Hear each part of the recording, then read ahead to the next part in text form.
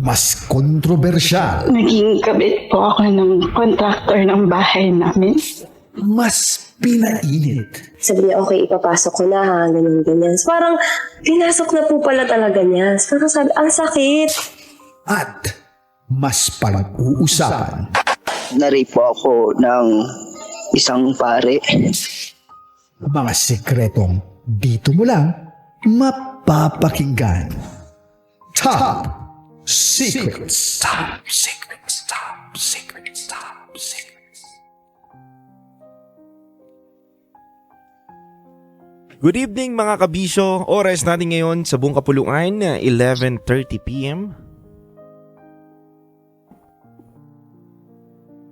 Isang malamig na gabi na naman ang ating pagsasamahan at pagkukwentuhan. Tulad nga ng aking sinasabi, ito ang programang handa kang pakinggan at hindi ka huhusgahan. Nagpo-promote sa radyo ng We Listen and We Don't Judge Culture. Kasama ang Basa Princess natin na si DJ Rocky Terra at nag-iisang titindig sa mga pinaglalaban ninyo, DJ Titangelo. Mga kabisyo, July 30, 2025, nasa kabilang linya na po natin ang magbabahagi ng Top Secrets. Kaya mga kabisyo, simulan na natin ang ating programa.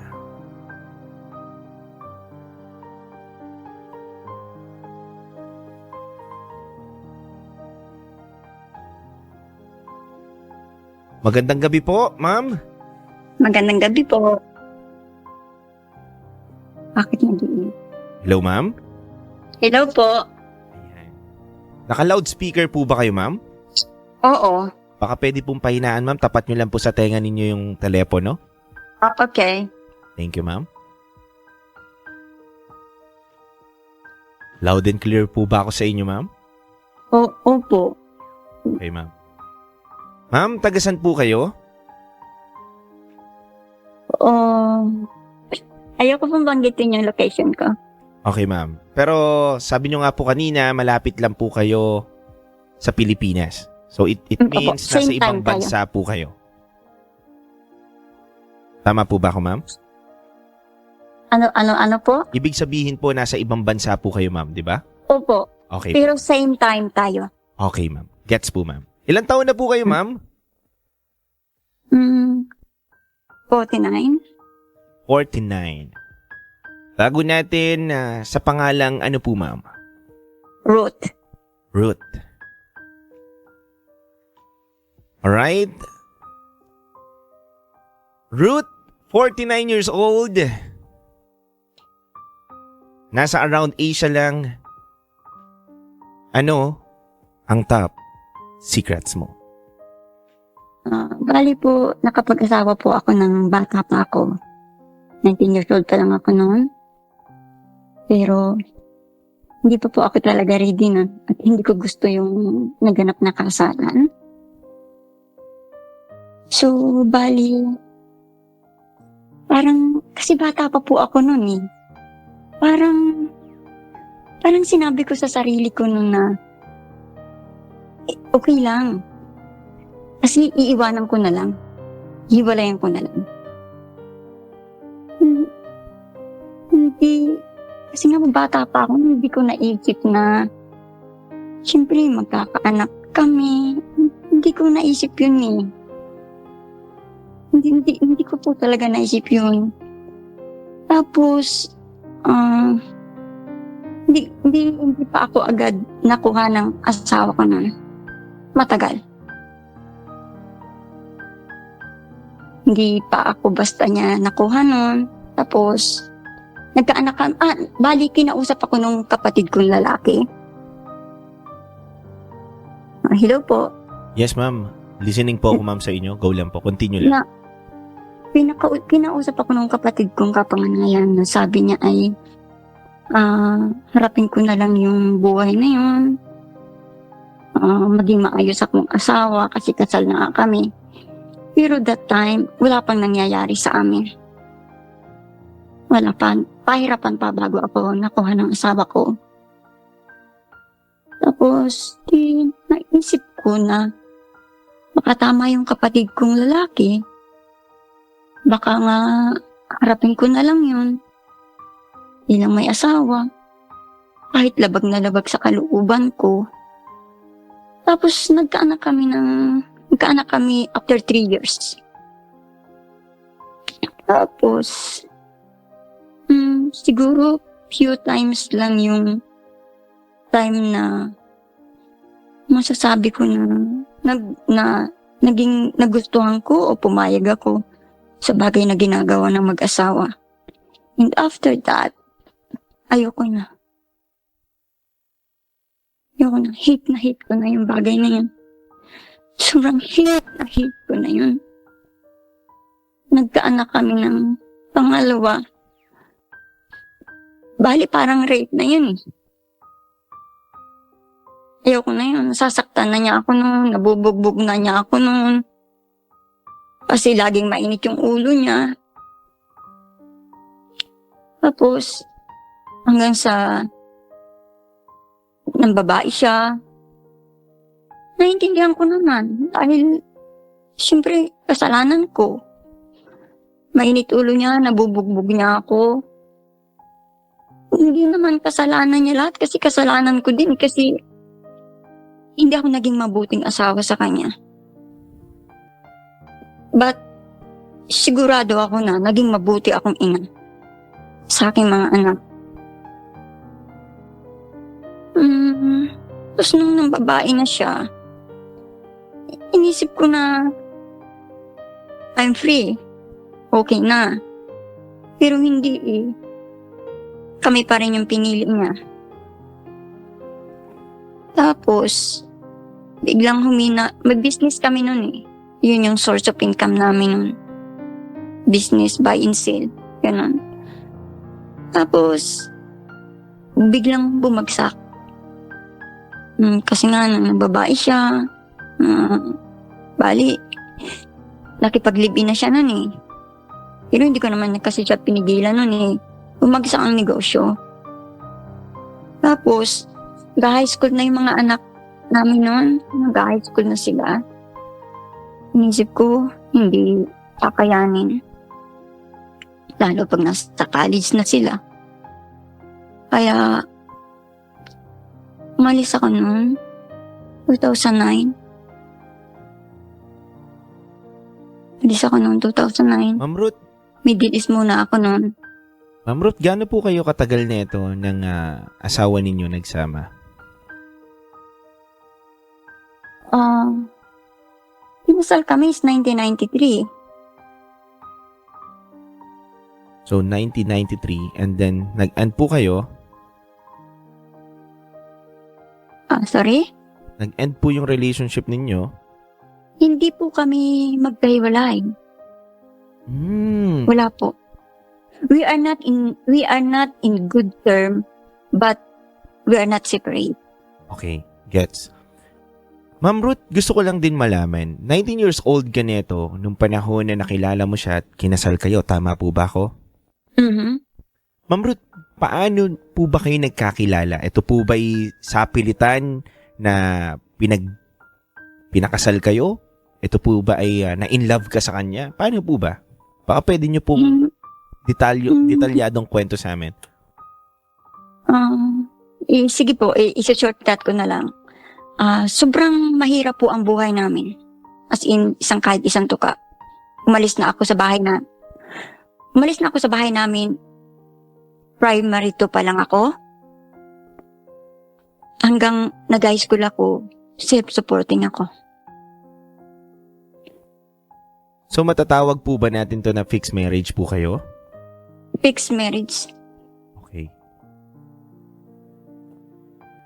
Dahil nung time na yun, nasa college ako, nung nakilala ko siya, kasi medyo may kaya sila eh. Hindi naman mayaman, pero may kaya sila sa buhay. Kaya akong suportahan. Sumandal ako sa kanya.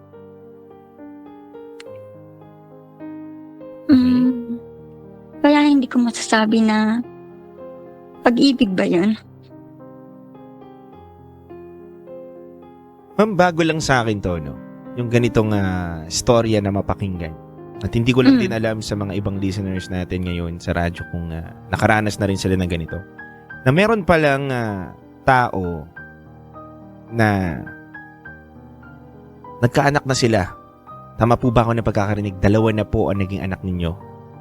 Mm-mm. Pero wala talagang tunay na pagmamahal doon. Minahal ko naman siya, pero hindi yung sasabihin na mahal na mahal. Yung tulad ng mga naririnig ko sa iba na I can't live without you, mga ganun. No. You can experience yan. Tapos na-mention nyo kanina, ma'am, sa akin at sa amin na yung pangalawa nyong anak ay parang sapilitan na lang at ayaw mo naman na talaga. Parang Ayaw ko na nare-rape po. ka na. That moment of time, I hate that things. Ayoko na po talaga. Actually po, nung di ba po, pag mag-abroad kayo, may psycho. May exam. Sa Yes. medical po, may psycho. Yes. Nung nasa psycho na po ako, meron dong question na about something like that. And then, the whole coupon band, isinulat ko po yung napakalaking litera na I hate is X. Sinulat ko po yun doon. And then, tinawag ako ng psychologist sa isang private room. Dahil sinisigurado niya na matino ang pag-iisip ko. Okay po. Continue lang, ma'am. Yun, tinawag niya ako sa isang private room. Tinanong niya ako kung kasal ako. Okay, yes. Hindi ako nahipo ng asawa ko without merit. Sabi ko sa kanya na gano'n. Sabi niya, bakit? Ganun yung sinulat mo. Sabi ko, sinulat ko lang po yung nasa puso ko. Sabi kong gano'n. Tapos, ina-approve din naman po yung medical ko dahil normal naman ako. Yun po. Ma'am, sa ngayon po, nag-uusap pa rin po ba kayo nito ng asawa mo? Na-open na po ba sa kanya yung nararamdaman mo? Kasi sabi mo po, matagal na po at kamusta naman yung anak ninyo? Nasaan po ngayon? Ang mga anak ko po ay, glory to God, registered na po sila pareho. Professional na sila pareho. Opo. Eh, yung asawa niyo po, ma'am, nasaan po ngayon? Nasa amin po. Bali po, hindi na po siya healthy. Pero hindi po ako makapag-open sa kanya kasi hindi nga po kami noon. Tulad po nung sinabi ko, we are not in good term. Okay. Wala po kaming pinag-uusapan na wala po. Hindi din po ako pwedeng mag-open sa kanya kasi mainitin yung ulo niya. Violente siya. Okay. Na-mention niyo po sa akin kanina, ma'am, na naging mabuting ina ka pero hindi ka naging mabuting partner. Bakit po, ma'am? Dahil hindi niyo, kadahilanan po ba niyon dahil hindi niyo binibigay yung gusto niya? Or may ibang storya pa po? Kaya niyo po Yun lang nasabi po. yun? Yun lang po. Hindi ko kayang... Kasi nakasulat po yun sa Book of Ephesians. I'm born again Christian po. Okay. Born again Christian. Kaya po, nung pong nag-decide ako na... bali po born again Christian ako, bata pa ako. Kaya lang po, hindi ganun kalalim yung kaalaman ko sa Bible. Hindi ganun kaalalim yung pag-aaral ko sa Bible. Kaya po na I do the repent again. At nag-aral na po talaga ako ng Bible. Nakasulat po kasi sa Ephesians yun, yung pagiging pagpapasakop sa iyong asawa. Hiningi ko po ng kapatawaran sa Diyos yun. Dahil, I try my best na mabuhay sa salita ng Diyos. I try my best na ipamuhay ko ang salita ng Diyos, which is order sa ating lahat.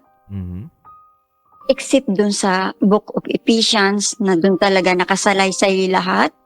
Yung kung paano ka magiging mabuting asawa, pasakop ka sa asawa mo. pinapatawa din ako ng Diyos. Hindi ko po talaga nagagawa yun. Okay. Ma'am Ruth, Yes po. nabahagi nyo na ba lahat ng saloobin nyo ngayong gabi na to? Tapos po, may hingin po sana ako sa iyo Ano po, ma'am? ng opinion mo. Sige, ma'am. Kasi ayoko na po, yung last po na uwi ko at pagkikita namin ng asawa ko is 2019. Hello po, ma'am. Tapos po, uuwi po ako next year. Ngayon pa lang po, iniisip ko na eh. Ano pong iniisip Gagawin niyo, ko. ma'am? Kikita ko naman yung asawa ko. Iniisip ko talaga po. Iniisip ko na. Ayoko na. Kaya lang. Mahal na mahal pa mga anak ko. Ayoko magkaroon ng issue. Ayoko magulo ang isip nila. Buhay nila. Ayoko po. Kaya pag pinipili mo dito na lang ako. Sabi ko nga po sa sarili ko na until my last breath, dito na lang ako. Kahit hindi ako magpapahinga. Kaya hindi ko naman at magsinang maging maligay. Basta po, ayoko na. Ayoko na. Ma'am Ruth, gusto ko lang din malaman. Sa tagal ng panahon, bakit ngayon po naubos ang pasensya ninyo? Matagal na po. Kaya lang po, nagtiis ako, itinago ko lahat. Parang ayokong magulo ang mga anak ko. Ayokong magulo ang isip nila.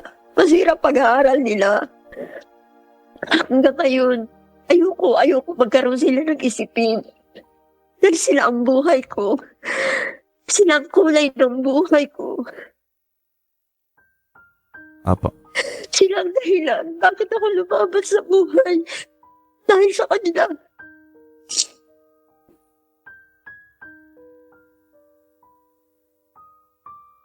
Ma'am Ruth, gusto ko lang din malaman. Desidido na po ba kayo? Sa magiging desisyon ninyo? Tingin niyo po ba ito yung ikakapayapa ng puso ninyo, ikakaayos ng pamilya ninyo? Ma'am Ruth? Hindi po. Kasi gusto ko rin namang maranasan magpahinga. Kaya lang, kung magpapahinga ako, uwi ako mag-Pilipinas, mag-Purbon. Makakasama ko ang kasama ko. Nasa nagkapahingahan. Di ba wala? Ma'am Ruth, random question lang po ito. Nasa ibang bansa po kayo ngayon, di ba? Tama ako. Oh. May iba na po ba Opo. kayo dyan sa ibang bansa? Wala po. I swear to God po. Kasalanan po sa Diyos yun. Yes po, ma'am.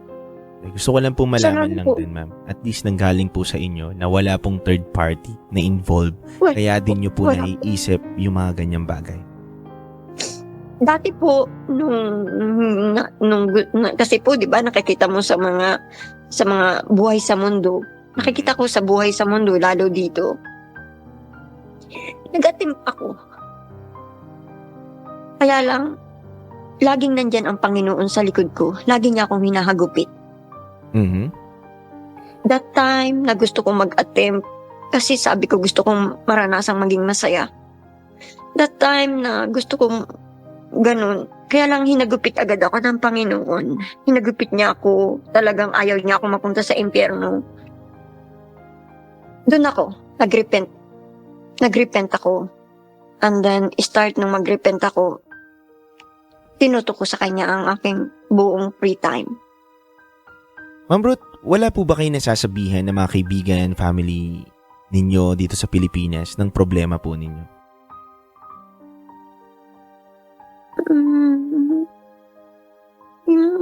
Slight lang, mga kapatid ko. Ano pong reaction nila? Ano po bang payo nila sa inyo, Ma'am Ruth? lagi nilang sinasabi na umuwi na ako. Maranas ako magpahinga. Kasi nga, bata pa ako, primary pa lang ako. Ang nagsusuporta sa sarili ko. Sinasabi nila na ganun, kaya lang, Yung about po dun sa mister ninyo, dun sa problema ninyo, ano pong sabi nila, ma'am? parang imposible naman na hindi niya maramdaman yun, di ba? Na kahit 5 years akong hindi umuwi, pag nagkita kami, wala lang. Parang hi lang. Ganun lang. Ano pong sabi ng mister nyo sa inyo? Hindi ko siya binibigyan ng chance na magkausap kami. Mhm. Wala. Umuwi ako ng Pilipinas. Sinasama ko lahat yung in-laws ko. Kasi umuwi ako, ini-invite ko sila lahat para madaming tao sa bahay. Mhm. Nandun sila lahat, puno kami. Wala kaming chance na, hindi, kahit gusto ko yun. Hindi ko talaga binibigyan ng chance na kami lang magkausap, magsarilihan. Dahil Hindi. bakit, ma'am? Dahil ayoko. Dahil ayaw nyo na Ayoko na may mga pag-usapan kami. Baka mag-away lang kami, masaktan na naman ako. Mhm. Kasi nung last na uwi ko noon, 2019, muntik na niya kaming mapatay eh. Dahil, siyempre, nasa bakasyon ako. Pupunta kami sa bahay ng nanay ko. Bali, sumama lahat yung mga anak ko, magkakasama kaming lahat. Tapos siya lang yung may iwan. Gagamitin namin yung sasakyan. Yung anak ko ang magdadrive. Mhm. Inagaw niya ang manibila. Siya ang nagdrive. Pinaktakbo niya ng halos nalipad. Magkakasami kaming lahat doon, buo kaming pamilya. Takot na takot ako. Nadasal ako na makarating kami ng ligtas kasi kasama kaming lahat. Sabi ko, Lord, hindi ko na po alam. Hawakan mo po kami, Ama. Noon, naka-arrive naman kami ng safe. Trauma na naman yun. Panibagong trauma na Yes, naman ma'am. yun. Na muntik na kaming mapatay nun. Dagdag na naman yun sa trauma ko sa kanya na takot o ano ang ayoko na makaharap siya dahil baka mag-away kami. Pag nag-away kami, pagbubuhatan na naman niya ako. Opo. Pag gagamit na naman siya ng kutsilyo. Mga ganun. Takot ako. Takot ako. Ayoko dumating yung ayoko mabot sa point na ganun. Ayoko. Dahil wala akong kayang ibigay sa kanya eh. Hindi ko kayang ibigay sa kanya ang sarili ko. Hindi ko kaya.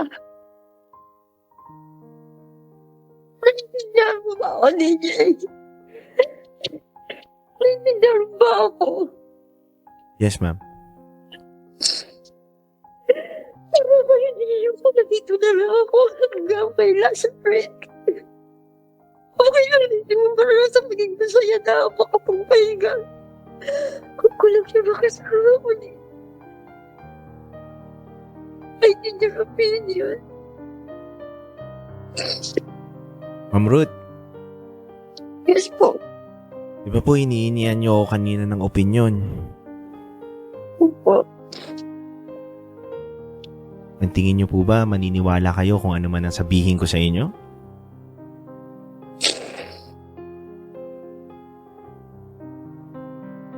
I was trying. Tingin nyo po ba makakatulong po ba ang opinyon ko kung ibabato ko po sa inyo?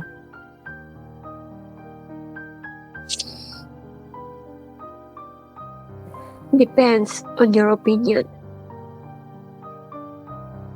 Kasi ma'am, ang programa po talaga namin is we listen and we don't judge culture. Pero kung talagang kailangan mo ang opinion ko ngayong oras na to, at yan ang magpapabago ng pag-iisip ninyo, ma'am,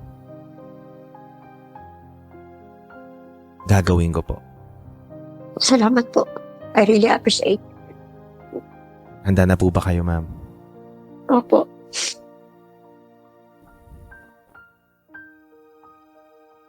Ma'am, base po sa aking pakikinig,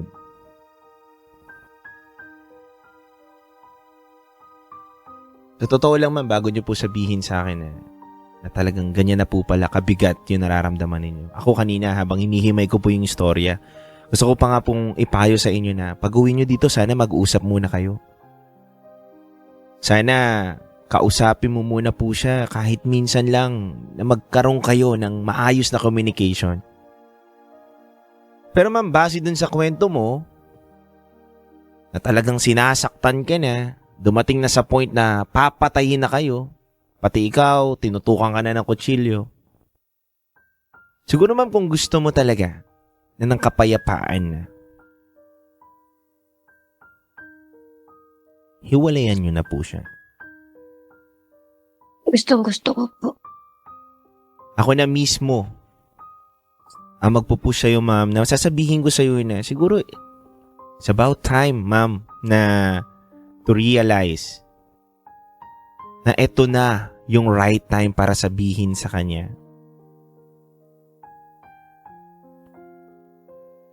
na maghiwalay na kayo. And enough na rin kasi may mga anak na rin kayo na palaki, ma'am. 'Di ba? Tulad nga po ng sinabi nyo kanina, hindi ka man naging mabuting asawa dahil hindi mo na ibibigay yung gusto niya. Naging mabuting ina ka naman sa mga anak ninyo. I did my best. And siguro ito na rin yung time, ma'am, na para magdesisyon ka na sa pagkakakulong mo sa nakaraan mo. And until now, bit-bit mo ito dahil nandyan yung asawa mo na sinasaktan ka lang. Dapat nga ma'am, matagal mo nang ginawa na hiwalayan na siya. Ayaw po niya pumayag. Nagiging violent siya. So paano ang gagawin natin, ma'am? Sa ngayon, na pagpapasyahan mo na nahiwalayan siya, baka maging violente siya. Yun po yung unang iniisip ko. Kaya yun po yung nagpapapigil sa akin na magtiis na lang, manahimik na lang. Ganito lang. Malungkot. Kaya nga po nung nawala yung love radio dito, nawala po almost 1 month, more than 1 month, nawala kayo. Opo. Nawala kayo nung sabay na pagkawala na yung katambal ni Kunyo Bicolano. Oo. Nawala siya.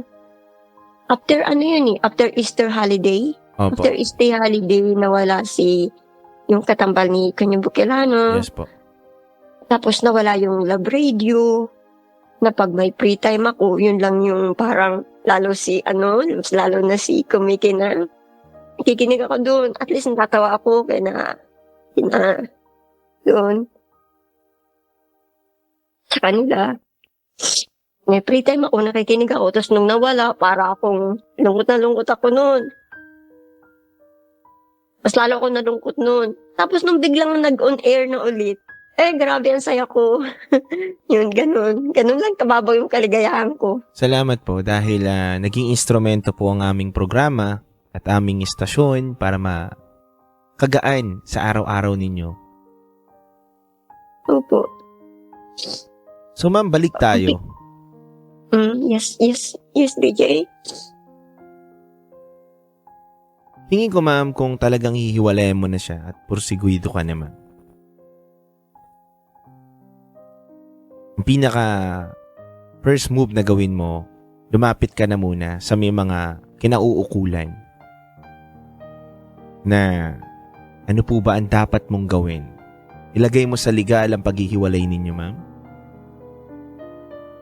Kasi kung kayo-kayo lang, baka maulit lang din po na saktan ka niya.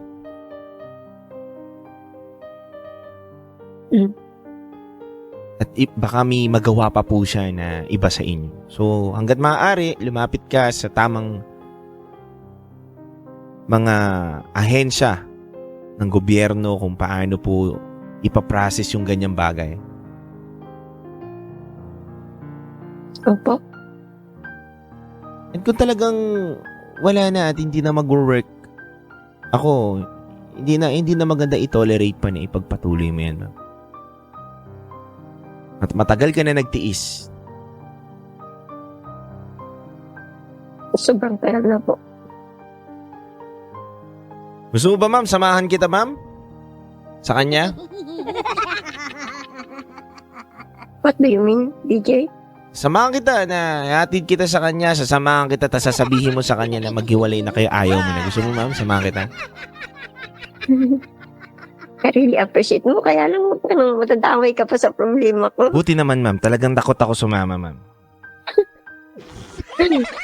Nagbaka sakali lang ako, ma'am. Kasi ma'am, kung talagang isasama mo ako, ma'am, hindi ko rin alam anong gagawin ko. Nagkalakas-lakas lang po ako ng loob. Mahina po talaga loob ko, ma'am.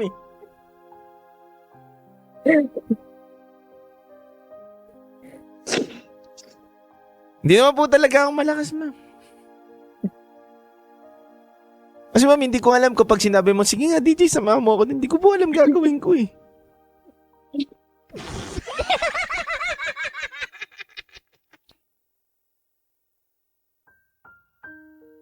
Salamat, DJ. Ma'am, pwede kitang yakapin? Kung may pagkakataon lang na pwede kita mayakap, Ma'am Ruth. Yes, sir. At alam ko na Sana. walang salita ang kaya makagamot sa'yo. Ngunit I think may plano si Lord, Ate Ruth. Yes. Sabi Yes. nga dito ni Sir Diego Bandido. Sabi daw sa Isaiah 30:21,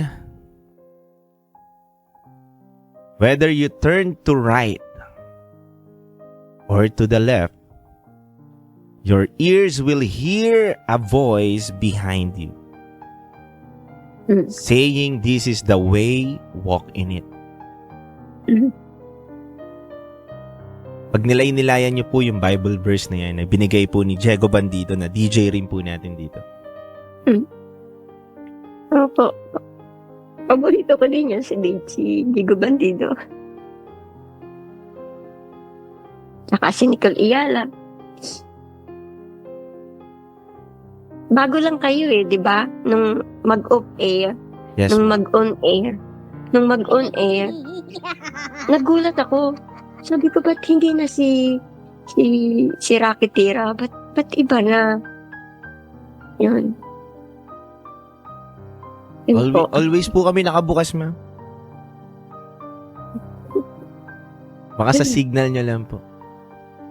Baka, Anyway, hindi, oh, baka ma'am. nga, hindi ko, Yes, baka nga. Ma'am Ruth, Yes po, overtime na siguro tayo. hindi pa naman. Pero...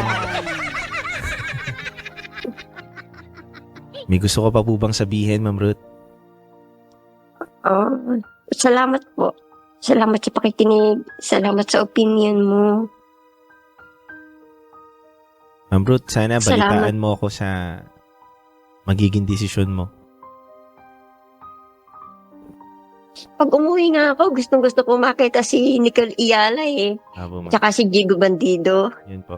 Ako po, ma'am, ayaw mo? Eh, sir. Mukhang bata ka pa. Baka ikaw ay may girlfriend. Baka kung ano pang isip ng girlfriend mo, sir. Bakit po? Bakit? Pag pumunta po ba kayo dito, magiging magkarelasyon tayo? Hindi naman po. Nahihiya lang ako. Ba't naman po kayo Hindi ka nahihiya sa akin?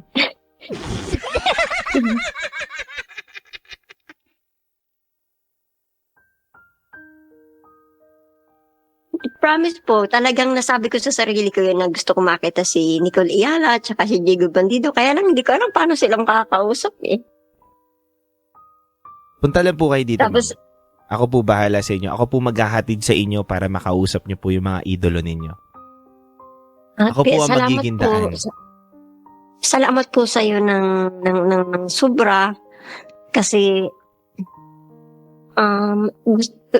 ito yung ano ko na ito yung gustong-gusto kong i-open kina Nicole Iala at kay Diego Bandido na wala naman akong chance eh. Hindi ko alam paano sila i-approach. But thank you so much na it's a privilege na i-share ko sa inyo. Yes, ma'am. Maraming salamat din po, ma'am. Mag-iingat po kayo, ma'am. And God bless po. Kayo din po.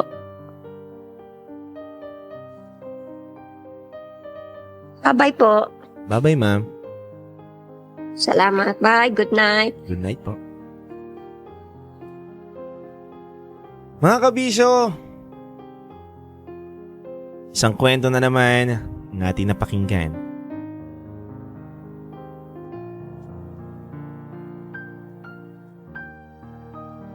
Sabi ni Sir Jegso, yayakapin ka daw niya, Ma'am Ruth, hanggang maging purple daw yung kulay niya.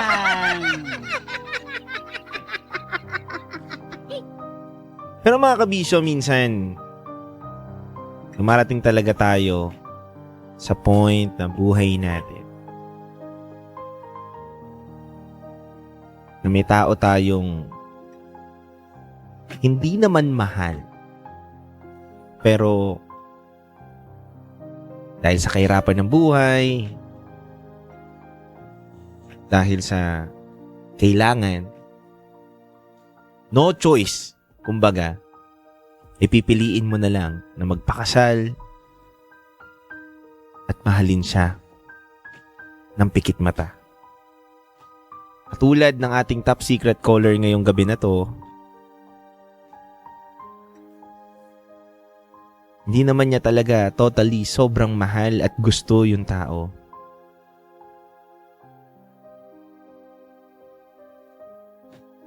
Nagkaanak sila ng hindi bunga ng pagmamahalan.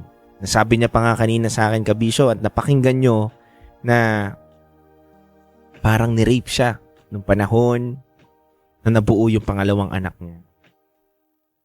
Hindi nga parang na-rape siya mismo, sabi niya. And siguro it's about time na ma-realize niya na at magdesisyon na rin itong si Ma'am Ruth sa lahat ng pagtitiis niya sa sarili niya.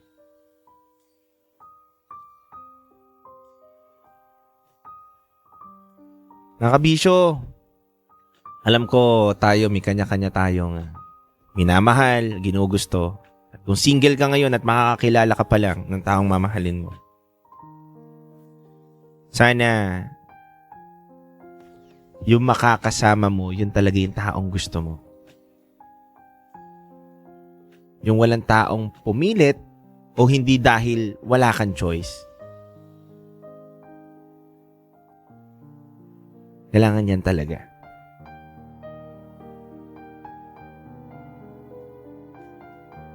Kasi ang hirap din na matulad tayo kay Ma'am Ruth na pilit niya man matutunan mahalin itong tao na to pero hindi talaga para sila sa isa't isa.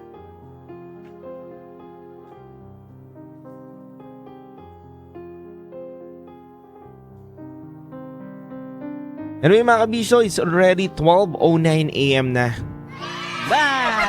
Nabot na naman tayo ng umaga at magandang umaga sa inyong lahat. Sa lahat ng mga nakatutok ngayon sa radyo, sa TikTok, sa Facebook, maraming salamat po sa inyo. Isang mapagpalang umaga kasama ang titindig sa mga pinaglalaban ninyo. Ako po pala si Titan Jello at ito ang programang Top Secrets na handang makinig sa inyo at nagpo-promote ng We Listen and We Don't Judge culture dito sa radyo.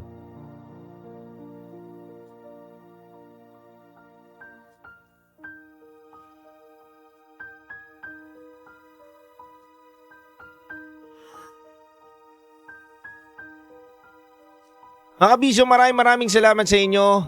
Don't forget to like and follow ang Love Radio Facebook page na nag-iisang Titan Jello. Kaya ito po ang 90.7 Love Radio.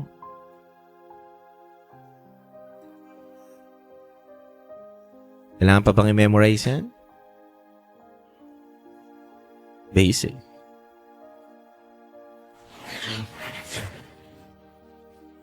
Metro's number one. Metro's number one. Love Radio.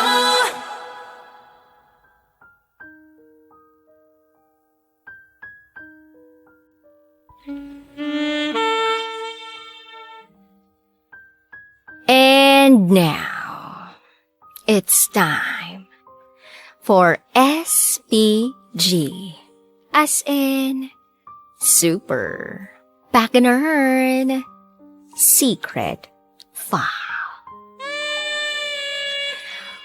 Biglang bumayo ng malakas. Napaimpit. Hi, DJ Rocky. Itago mo ko sa pangalang Pok Wang. Kasi, Pok maru ako, pero hindi pa masyadong maluwang. At ito, ang aking SPG, as in Super Bacanern Secret File. Second meet-up namin, nandun kami sa apartment niya. Hindi na ako kailangang sunduin cause this time, alam ko na papunta. So napaaga yung dating ko sa apartment nila. Pauwi pa lang siya from school. Ang naabutan ko ay yung isa niyang housemate na bisexual. So chika-chika kaming dalawa. Na-mention ni Kuya na need niyang umalis. Tas tinanong ko siya kung bakit. Nginitian lang ako ni Kuya. Pero deadma lang ako. So pagdating nitong si Kuyang nursing, umalis na si Kuya Bay. Ang kuya mo may bit-bit na namang fast food. So eto na. Instead sa kitchen, sa kwarto niya raw kami kumain. Para habang nanonood kami ng movie. Fast forward. Tapos na kaming kumain. Nailigpit na lahat. Nakaupo na kami sa kama niya. Nakasandal sa headboard. Habang nanonood sa laptop niya ng latest episode ng Riverdale. Nang bigla niyang sinabi na, "Nangangawit ka ba? Pwede ka namang sumandal sa akin." Ay, sumabog na atang obaryo ko doon, mga seswa. So ako itong si Hindot, sumandal ako sa balikat niya. Tapos nilink ko yung arms ko sa kanya. So yung nangyari, yung kamay niya napunta sa thighs ko. Mga sis, nangangatog ng atin yung maru-fork-fork. Himas pa lang, feeling ko malapit na ako sa langit. Charot, 1/4. So tiningnan niya ako na parang, alam niyo yun, nagtatanong. Oo, ako ang sumunggab. Ano naman? So yun, nag-kiss kami. Hindi naman sa pagmamayabang pero ang atin yung girl palabang, kaya magaling sa ganyan. So we did the deed.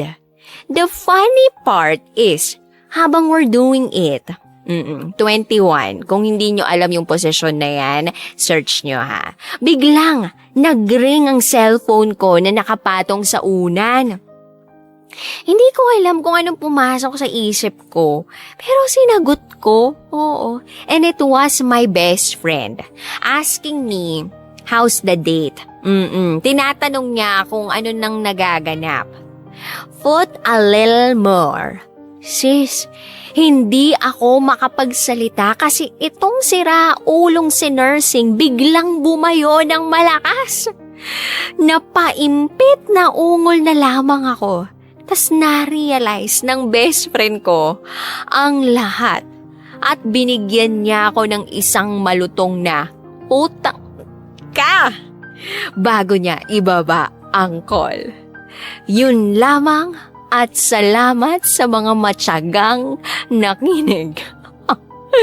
Muli, ako si Pokwang na pork maru pero hindi masyadong maluwang na nagsasabing huwag sumagot ng tawag habang nasa kalagitnaan ng digmaan.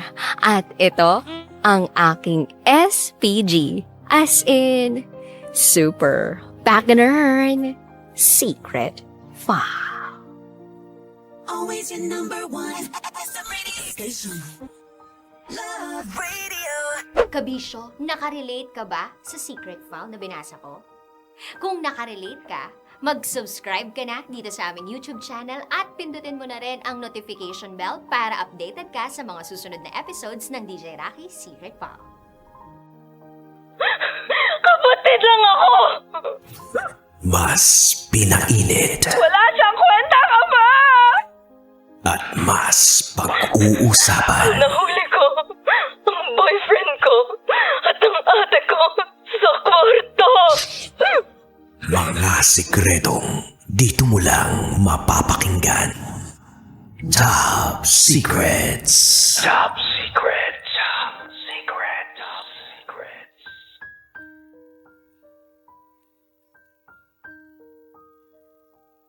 Hi Kabisyo, welcome back to the program Top Secrets.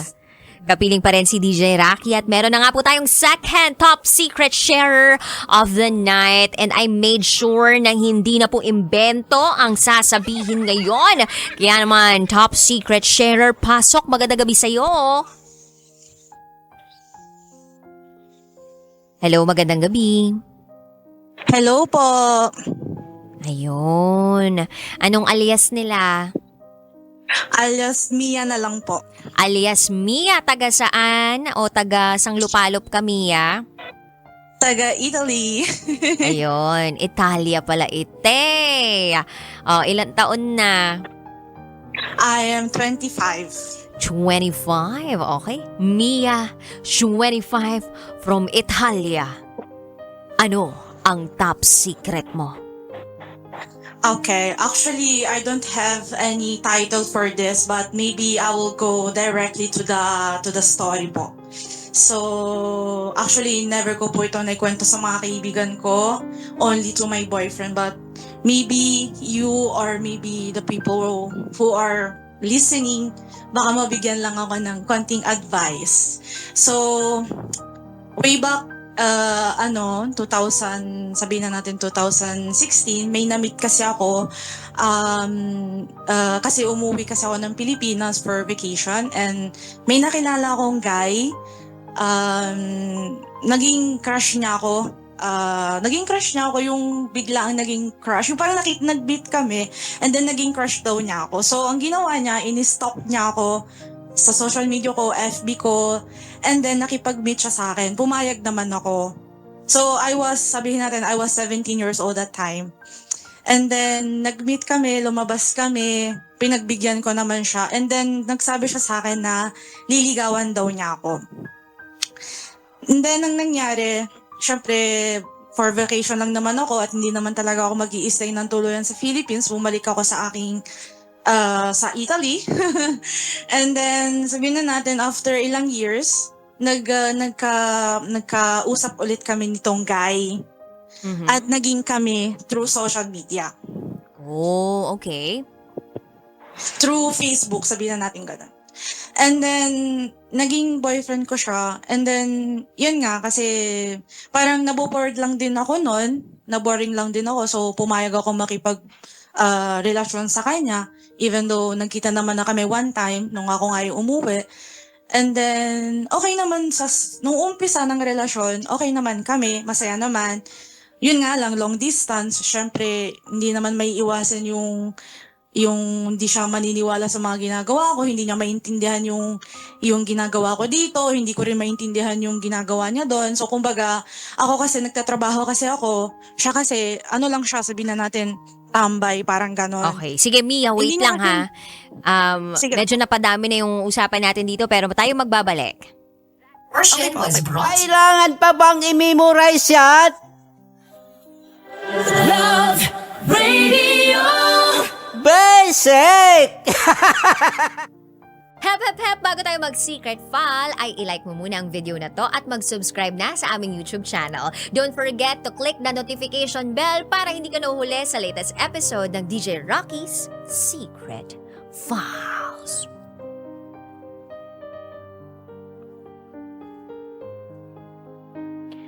And now, it's time for DJ Rocky's Secret Files with Jell.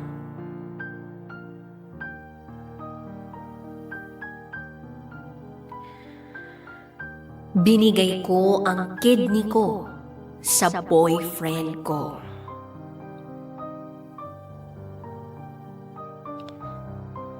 Hi DJ Rocky at DJ Jello. Itago nyo na lang ako sa pangalang Kira. At ito, ang aking secret file. Matagal na kaming magjowa ni Bok. Alam namin na noon pa man, kami na talaga ang endgame. Yung tipong forever relationship ang meron kami. Pero, 3 years ago, nalaman namin na may CKD siya. Chronic kidney disease. Nagsimula lang yun sa mga simpleng sintomas tulad ng madalas niyang pag-ihi at pamamayat hanggang sa tuluyan ng nakumpirma na meron nga siyang CKD. From then on, nagdadialysis na siya. At habang tumatagal, para bang mas lumalala pa ang kondisyon niya. We were given options. Tuloy lang ang dialysis, and pag tumagal, mas marami ng sessions per week. Or, kung kakayanin, kidney transplant. Pwede raw kaming magpalista sa waitlist ng NKTI, pero mahaba ang pila. At kalamitan, naaabutan na yung iba kay hintay ng donor. Pwede rin naman daw kapamilya, kamag-anak, or kakilala. Basta compatible. Wala na ang parents ni Bok. 2 lang silang magkapatid. Yung ate naman niya nasa States. May sarili ng pamilya, plus may diabetes pa. Nagtanong-tanong na rin siya sa mga kamag-anak niya. At parang wala naman ni isa sa mga kamag-anak niya ang nag-consider na mag-donate ng kanilang organ. Gets na gets ko naman yun. Donating a kidney is a major sacrifice. Pero yun nga, ang hirap Mahirap na bigla na lang siyang mawala. Na wala akong ginawa. At ayokong mangyari yun. Mahal namin ang isa't isa. So nagpatingin ako kung pwede bang ma-donate ang kidney ko sa kanya. Nagpa-test kami pareho. Compatible ba ang blood type ko sa kanya, HLA typing and cross-matching. And it turned out, compatible kami. Walang pagdadalawang isip. I decided to give my kidney to Bok. Ang nag-assist sa amin ay ang sister ko. And to be honest, DJ Rocky and DJ Jello, hindi agree ang parents ko sa pagdodonate ko ng organ ko. But this is my life. And Bok is my future. Gagawin ko ang lahat kasi mahal ko siya. And since pareho kaming dumaan sa isang major surgery, we stayed sa hospital for 2 weeks for monitoring. Everything went smoothly until nakalabas kami ng hospital. Financially mahirap. Pero buti na lang, meron namang mga insurances, government insurance, company health insurance. Inavail namin yun lahat. So we went on. We continued with our lives. Napag-uusapan na rin namin ang kasal. Bok promised me he will take care of me. Sobrang na-appreciate niya raw ako. Endless thank yous ang binigay niya sa akin. So tuloy kami sa trabaho para makapag-ipon pampakasal. Then after a year, nalipat siya ng ibang department sa company nila. Unti-unti parang may nag-iiba. Something has changed. Iba na yung kilos, iba na rin yung lambing. Kung dati meron akong updates pagkarating niya ng office, biglang wala. Kung hindi ko pa tatanungin, hindi pa siya magsasabi. Bok was always the initiator sa relationship namin. Ngayon parang ako na yung laging nagyayaya. Ako na ang initiator. Aya ng sine, kain sa ganito. Then one day, sabi niya sa akin may business trip daw sila sa Hong Kong. Madalas naman talagang meron silang activity sa iba't ibang bansa. Wala naman akong pagdududa dun. Tiwala naman ako sa kumpanyang pinapasukan niya at sa kanya. And I'm holding on sa promise niya sa akin. Kaya lang, a part of me says otherwise. Parang may kutob na hindi ko maintindihan. So ang sabi ko na lang kay Bok, may team building kami sa office. Sakto. Kung kailan siya mawawala rin ako. Pero ang totoo niyan, nag-book ako ng flight papunta doon. And alam ko naman kung saang hotel sila magsistay ng office mates niya. Then pagkarating ko sa hotel nila, nakita ko yung female coworker niya sa lobby. Nagulat siya nang makita niya ako. Pero hindi ko na lang yung pinansin. Masaya lang ako na nandun ako. And besides, gusto ko naman talaga na maging maayos kami ni Bok. Gusto ko na lang na isurprise siya na nandun ako. Maybe kulang lang ako ngayon ng time sa kanya. Nagkukulang lang kami ng time sa isa't isa. Hindi ko naman siya i-istorbohin sa trabaho niya. So I asked his female coworker kung anong room number ni Bok. Sakto, siya pala yung in charge sa mga room. Binigay niya sa akin yung floor number and room number ni Bok. So eto na. Nasa tapat na ako ng room niya. Nag-doorbell ako. I even knocked. Then pagbukas niya ng pinto, nag-joke ako. Sabi ko pa, room service po, sir. Sabay kiss sa kanya. Pagka-kiss ko sa kanya, amoy na amoy ko yung favorite perfume niya. Pero parang may iba sa amoy niya. And ang nakakabigla pa rito ay parang hindi siya masaya na nandun ako. Parang shock na shock siya nandun ako. Then hinarang niya yung katawan niya sa daan para hindi ako makapasok ng tuluyan sa room niya. Dito na ako kinutuban. Then may narinig akong boses ng babae. Sino yan, babe? Para akong binuhusan ng malamig na tubig. Tinulak ko siya sa pagkakaharang niya sa akin papasok ng kwarto. At dito ko na nakita ang babae. Nakaitim na bra at panty lang. Ano pa bang dapat niya i-explain doon? Bagong empleyado nila yun sa pagkakaalam ko. Mukhang bata pa. Hindi ako makapagsalita. Galit na galit ako. Nangihina ako. Ang sakit. Para akong nawawalan ng lakas. Para akong nabingi. At sa sobrang sakit, ang nagawa ko na lang ay umalis sagad ng kwartong yun. at maglakad papalayo sa lugar na yun. Hindi ko na nga alam kung saan ako nakapag-book ng flight pabalik ng Pilipinas agad-agad. At habang nasa eroplano, paulit-ulit lang ang nasa isip ko. Ginawa ko ang lahat para sa taong mahal na mahal ko. I sacrificed so much. And in the end, ito pala ang kapalit.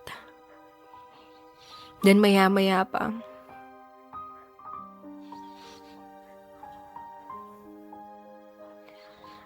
nakatulog ako. Hindi ko na napansin yung oras. Hanggang sa ginising na lang ako ng flight attendant at sabi sa akin nakaland na kami ng Manila. Then pumasok lahat ng mga messages. Then I received a message from Bok saying,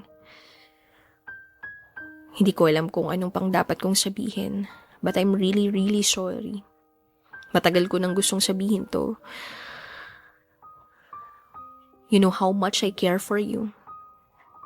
But I fell out of love.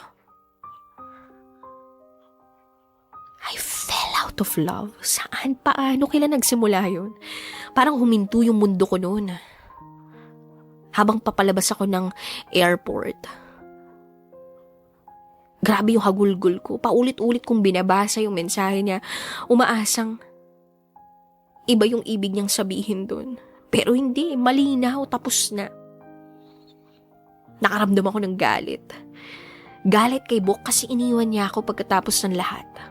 Galit sa sarili ko kasi inisip ko baka ako yung may mali. Baka naging sobra ako, baka naging kulang din ako.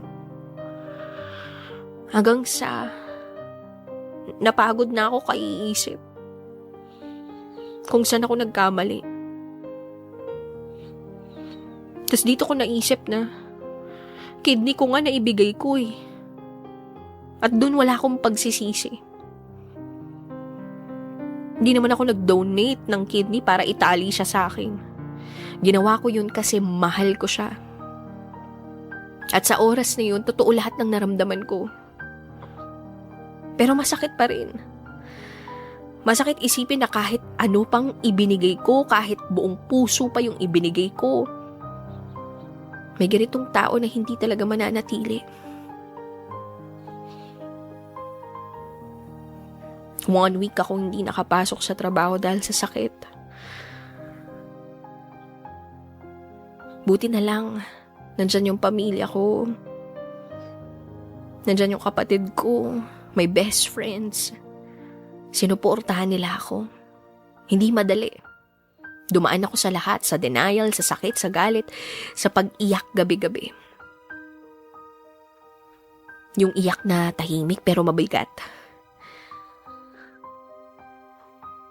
Kung bakit hindi sapat. Yun yung laging tumatatak sa isip at puso mo.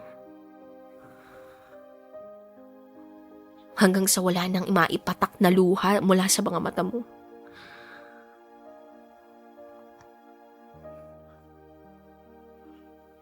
And DJ Rocky, DJ Jello,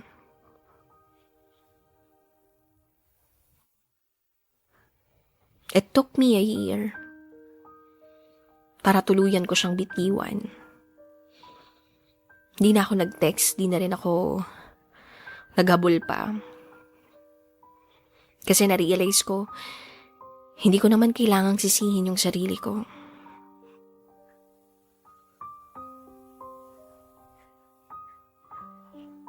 Wala pa nga akong pagsisisi kasi nagmahal ako ng totoo.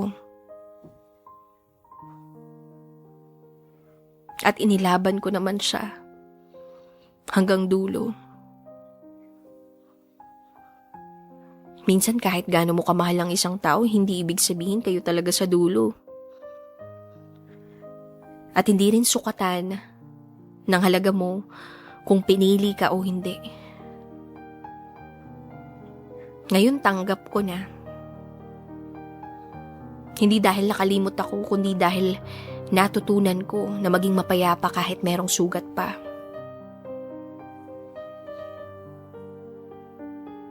Naisip ko nga kung ganito ako magmahal sa taong hindi ako kayang piliin.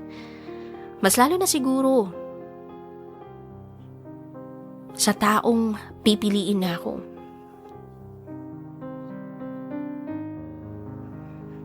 I always pray to God na tanggalin niya yung galit sa puso ko.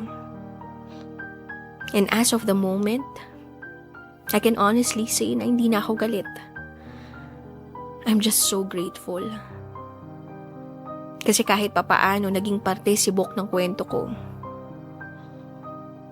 He taught me how to love. He taught me that love is sacrificial. And he also taught me na dapat mahalin ko rin ang sarili ko. Hanggang dito na lang po, DJ Rocky and DJ Jello. Muli, ako si Kira. At ito, ang aking secret file.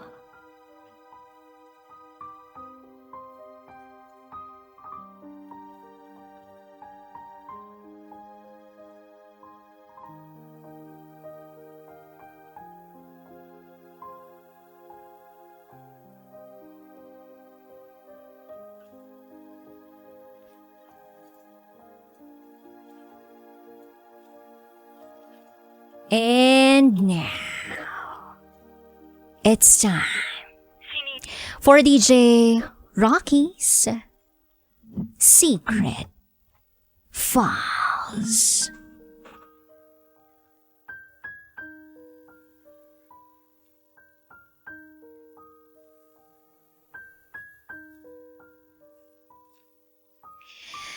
Sana hanggang dulo.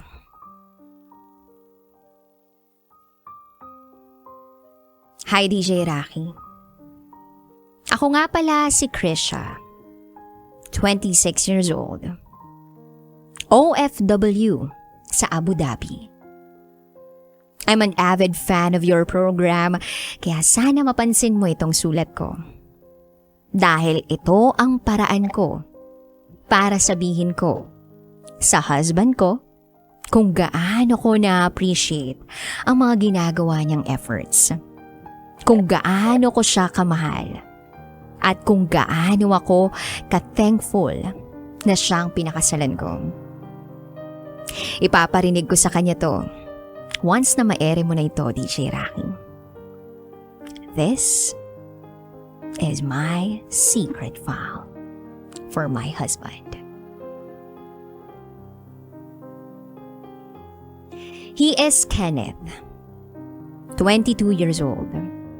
Yes, mas matanda ako sa kanya. We are married since 2021. 3 months in a relationship lang kami at nabuntis niya ako. Kaya naisipan naming magpakasal sa embassy. Dahil bawal dito sa UAE mag-live-in pag hindi kasal lalo na't buntis ako. Nung una, hindi ko akalain na magtatagal pa kami ng 2 years kasi ang daming away na nangyari. Na para bang ang natitirang solusyon ay hiwalayan.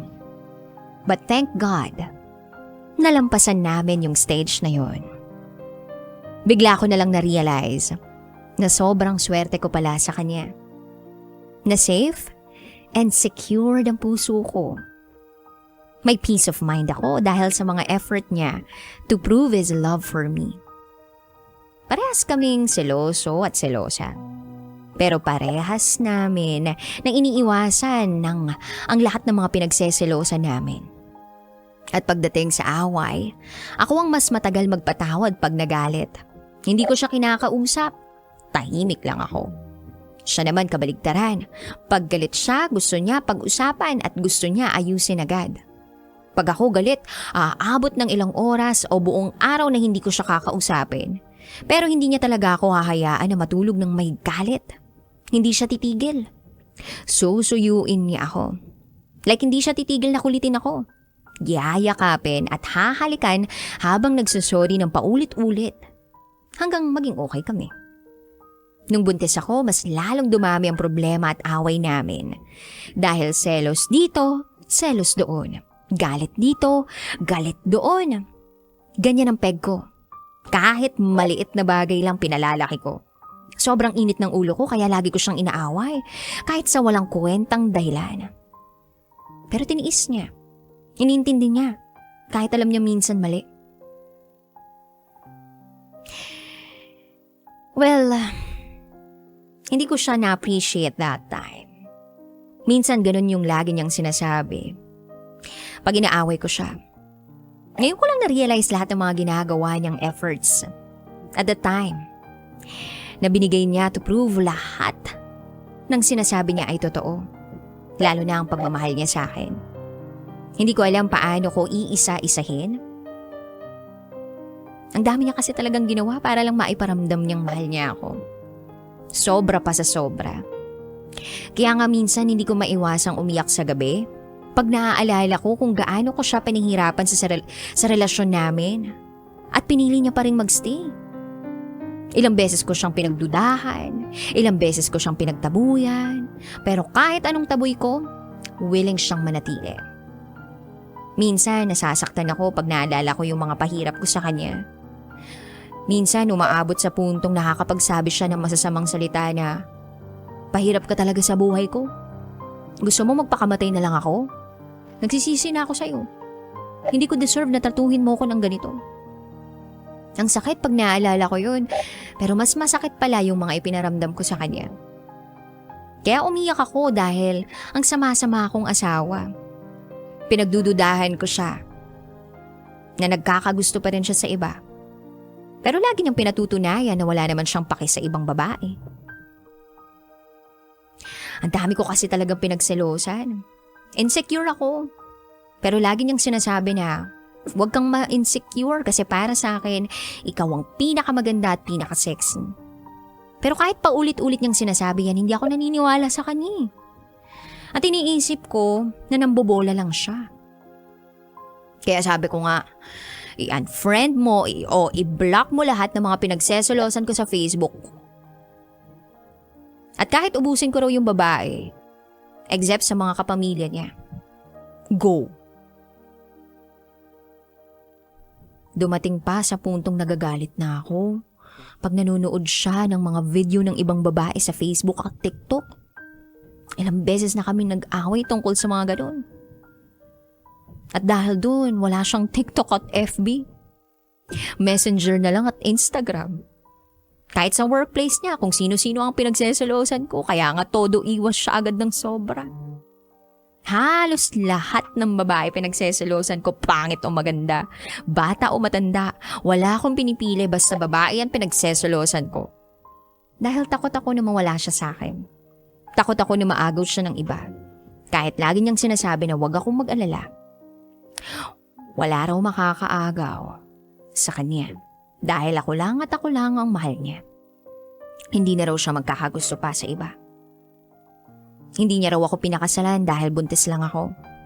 Pinakasalan niya ako dahil ako raw ang gusto niyang makasama hanggang sa pagtanda.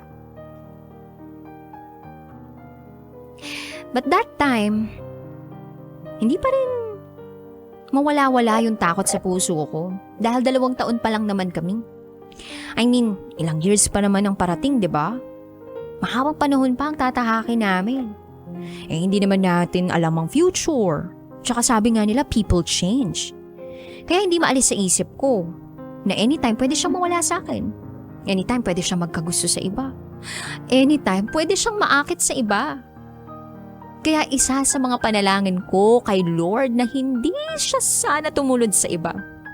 Na sana panindigan niya kami ng anak niya hanggang sa huli niyang hininga. Na sana hindi siya magbago, na kung ano man yung pinapakita niya ngayon, hindi magbago ang pagmamahal niya para sa akin, para sa amin ang anak namin. Thankful and blessed ako sobra dahil na-realize ko na sobrang bait ng asawa ko. Lalo na nung 2 years na kami, mas lalo niyang pinaramdam na mahal niya ako. Dahil halos lahat ng desisyon ko ang nasusunod. Sa ulam, nag-a-adjust din siya para lang kumain ako kahit hindi niya gusto. Gugustuhin niya para sa akin. Tulad na lang ng ayaw niya na masyado sa isda. Dahil halos dito na siya lumaki sa Dubai. Nasanay siya na masasarap ang pagkain. Wala ko naman lumaki sa probinsya kaya mahilig ako sa isda. Tuyo, kangkong, basta mga pagkain probinsya. Yun yung mga gusto kong lutuin. Nasanay na lang siyang kumain ng mga pagkain probinsya. Ganun niya ako kamahal. Tapos pag may nag-aaya sa kanya na mag-inuman o gumala, pag hindi ako pumayag, hindi siya sasama. Sinusunod niya talaga ako. Minsan kinukulit na ako ng mga katrabaho niya. Dahil si Kenneth lang daw ang laging absent sa inuman nila. Kaya sabi nila, payagan ko raw. At sumama na lang kami ng anak ko. Once, napapayag ako. Sumama din kami ng baby para bantay sarado talaga. Kilala naman ako ng mga katrabaho niya. Dahil lagi nga kaming magka-video call pag nasa work siya. At minsan sinusundo ko siya sa trabaho para naman makagala kami ni baby. Wala po akong work. Walang oras na hindi ko alam yung ginagawa niya. Dahil work, bahay lang din siya. Lagi kami magka-chat kahit nasa trabaho siya. Video call pag break time. Since day one, ganun ang gawain namin. Parehas kasi kaming naloko sa past namin kaya gusto namin bantayan ng isa't isa. Ang maganda rito hanggang ngayon di pa rin siya nagbabago. Marami pa rin siyang effort na ginagawa para iparamdam niyang mahal niya ako. At pagdating sa bahay, kahit pagod yan galing sa trabaho, tutulong pa rin siya sa mga gawaing bahay. Magbabantay ng anak namin. Kalain mo yun, 8 oras siyang nakatayo sa trabaho tapos 30 minutes sa bus. Mapapasana all ka na lang talaga. Hindi siya nagsasawa hanggang ngayon. Hindi siya napapagod na ipakita kung gaano niya ako kamahal at kung gaano siya katapat sa akin. Mas minahal niya ako kahit ang dami ng pagbabago sa itsura ko o sa katawan ko simula nung nanganak ako. Kaya, babe, thank you so much sa lahat-lahat. Alam kong hindi ako ang best na asawa. Pero I'm trying to be the best para hindi mo ko ipagpalit sa iba. Sana ikaw na hanggang huli. Dahil ayoko na magmahal ng iba. Ikaw na ang huli ko. Yan ang maipapangako ko sa'yo at sa anak natin. Mahal na mahal kita sobra. At gusto kong ipagsigawan ito sa buong mundo. Marami pa sana akong ikukwento, DJ Rocky. Pero baka sobrang humaba na. Salamat na lang po. Hanggang dito na lang po. Muli, ako si Krisha. At ito, ang aking secret file.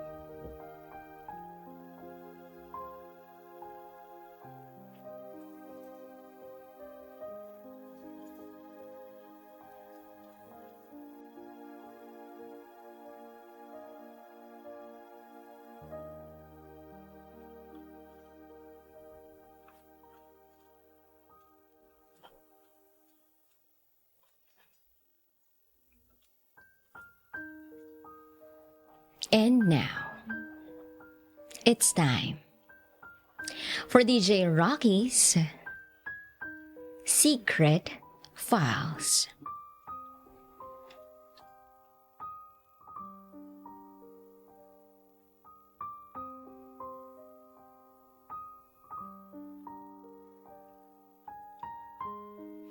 Ayaw sa akin ng daddy ng boyfriend ko. I just want to share the secret file to your listeners. Kasi nai-inspire ako sa mga naririnig kong storya sa programa mo. Itago niyo ako sa pangalang Abby. At ito, ang aking secret file. 20 years old ako noong nagkaroon ako ng baby. Pero luckily, nakagraduate naman ako ng college. Yung baby ko, nabuo siya in one attempt. After kong ibigay yung virginity ko sa daddy niya, that was the time na nabuntis din ako agad. That time, hindi ko pa alam ang consequence ng curiosity ko. Mahal ko naman yung daddy niya at ang alam ko, mahal niya din ako. At yun lang ang laman ng isip ko. But unfortunately, yun na pala yung biggest heartbreak ko. We tried to revive the relationship between us, pero hindi nag-work. Kasi nga, babaero yung daddy ng baby ko. Itago natin siya sa pangalang Jay. Ayaw din ng family ko sa kanya kasi hindi niya kayang panindigan yung baby ko. Noong time na nagbubuntis ako hanggang sa makapanganak ako, merong willing magpakadaddy sa baby ko. But I refused. Wala na akong feelings na kayang ibigay sa ibang tao kasi pakiramdam ko naubos na kay Jay. Feeling ko naging ibang tao ako nung time na isinisiksik ko ang sarili ko sa kanya at hindi ko nabigyan ng worth ang sarili ko. Fast forward, I worked hard for my son. At sa akin ko din siya ipinaapelido. Buti na lang. Wala din akong ibang ginawa kung hindi ibigay ang lahat ng needs ng baby ko. Magtrabaho at makasama ang anak ko, yan ang mga goal ko. Yung mga ka-office mate ko, hindi nila nahahalata na may anak na ako. At kapag nalaman nila na single mom ako, hindi sila naniniwala kapag sinabi kong hindi na ako mag-aasawa. Masaya at kontento na ako. Naaalala ko nga, may nagsabi pa sa akin na, imposible, bata ka pa at makakakilala ka pa ng ibang tao. May nagsabi pa na kapag sobra kang nasaktan sa huli mong relationship, yung susunod, yun na talaga yung para sa'yo. Napaisip ako dun. I prayed not for someone new and not for someone better. Ang dasal ko, Lord, kung hindi po para sa akin, ay huwag niyo na pong ibigay. Kasi masaya na po ako sa amin ng anak ko. Ayoko na pong masaktan. At kung meron man po kayong ibibigay, sana siya na talaga. Naisip ko that time, ayokong dumating yung puntong hindi matatanggap ng makikilala ko o noong pamilya noong makikilala ko ang baby ko. Kaya ayokong itry kasi ako na lang yung meron siya. At ayoko din na mahati pa ang atensyon ko sa iba. So gusto ko, kapag meron akong makilalang tao, tanggap ako ng buo at kasama dun sa pagtanggap na yun, ang anak ko. 3 years, hindi ako nag-boyfriend. Until one day, nagsuggest ng isang dating app yung tita ko.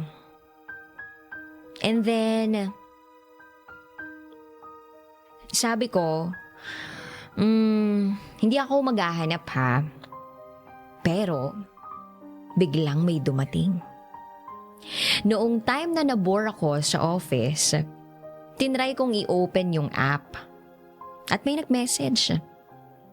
At dahil wala na nga ata akong feelings, sinakyan ko lang yung message niya. That guy is 3 years younger than me. Inisip ko napakabata at wala akong planong magkaroon ng something between us. Pero iba din talaga ang tadhana. Lagi siya nagbibigay sa akin ng oras at kahit mahirap ang signal dahil taga-probinsya siya,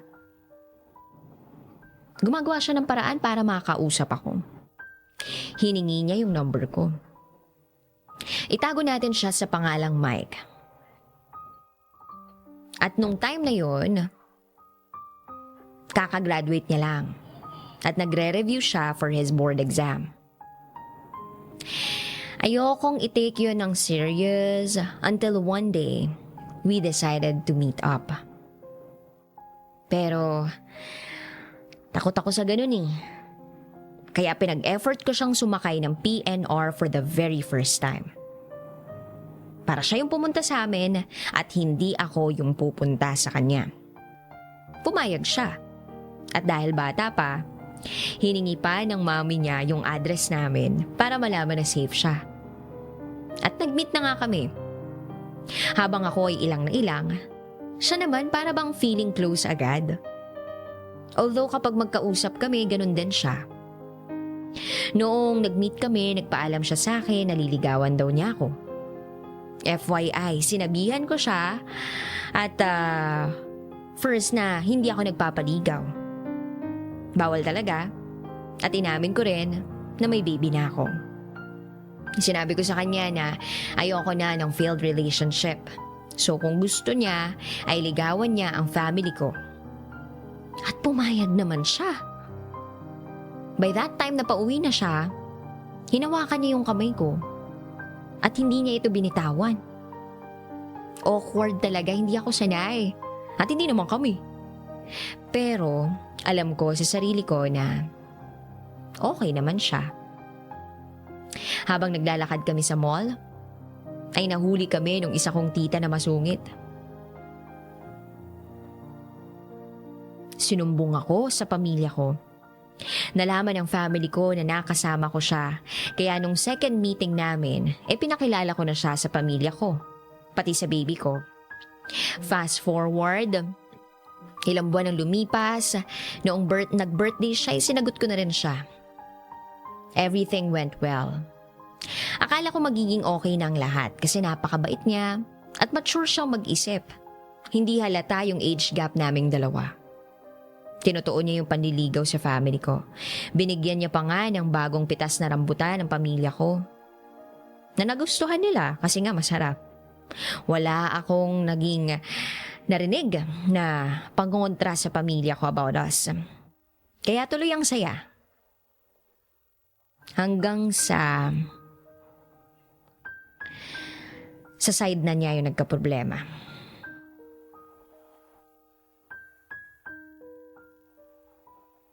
2 months na kami, nung habang magka-video call kami, binati ko yung mommy niya kasi birthday nun. At nagsabi yung daddy niya na, palitan na yan. Alam mo yung ang saya-saya mo, sabi biglang may nagsabi ng ganun. Every time na magkausap kami, bago ko siya sagutin ay tinatanong ko siya kung okay lang ba sa daddy at mommy niya na may anak na ako. Ang sabi naman niya sa akin, oo. Kasi same scenario ang nangyari sa amin ng mommy niya. May anak sa pagkadalaga ang mommy niya bago sila nagkakilala ng daddy niya. Kaya panatag ako na maiintindihan nila ako pero nagkamali ako. In-explain ni Mike sa akin na ayaw lang daw talaga ng daddy niya na masaktan siya. Na baka bumalik yung daddy ng baby ko at maiwan siya. But I assured him na wala na talaga kaming communication nung daddy ng anak ko. Hindi lang yun yung ginawa ng daddy niya para iparamdam sa akin na hindi niya ako gusto para sa anak niya.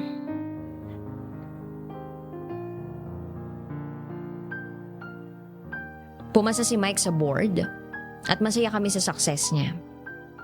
Pero hindi naman pagtuturo ang goal niya. Balak niyang pumasok sa military. Pero dahil sa kahirapan sa buhay, habang nagtatry siyang makapasok sa military, nag-part-time siya. Nag-try siyang mag-service crew sa isang fast food chain at sinubukan niya ding maging sales clerk sa mall. Ang sabi niya kahit board passer siya at graduate siya, gusto niyang itry yung ibang trabaho.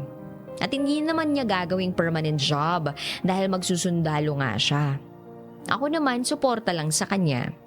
Same pa rin ang senaryo, nag-e-effort siya na magkita kami every weekends. Not knowing na nadadagdagan na pala yung kaso ko sa daddy niya. Naka-receive na naman ako ng masasakit na salita sa daddy niya through text. At parang sinasabi nito sa akin na nawalan daw ng pangarap yung anak niya. Nawala daw yung pangarap nung anak niya na pagsusundalo. Para daw gustong talikuran ng anak niya yung pagsusundalo. Ano daw ginawa ko sa anak niya? Umiyak lang ako na umiyak. Kasi hindi ko naman siya tinuturuan sa desisyon niya. Taga-suporta lang ako. Pero ako na yung lumalabas na masama. From the very start na maging kami, habang naghihintay ng result sa military, pinagbawalan akong malink sa FB account niya kasi makikita daw na may anak ako at baka hindi daw makapasok yung anak niya. Naisip ko ganun ba yun? Pero dahil para sa kanya, para sa boyfriend ko, kahit parang patago na kami, go lang. Bawal kasing pumasok ng may anak sa AFP kaya dapat hindi kasal, walang anak. At dahil pangarap yun ng mahal ko, sinunod ko. Hindi kami in a relationship. Sa FB nakahide lahat ng tungkol sa amin. Then after a year ng paghihintay, finally, nakapasok na si Mike sa military. Ilang buwan ko siyang hinintay, wala kaming communication, buong training. Kaya pumunta talaga ako nung graduation niya. First time naming magkikita ng daddy niya noon. Akala ko magiging okay na ang lahat. Pero iniwasan niya akong makasama. Kasama ko yung kaibigan ko ng graduation ng boyfriend ko, taga-support, at na-witness niya kung gaano ka-cold yung daddy ni Mike sa akin. Hindi man lang ako nito kinausap, hindi man lang ako pinansin. Pero, kinuusap nito yung friend ko. Tanggap ko na ata na ayaw sa akin ng daddy niya eh. Kaya hinayaan ko na lang.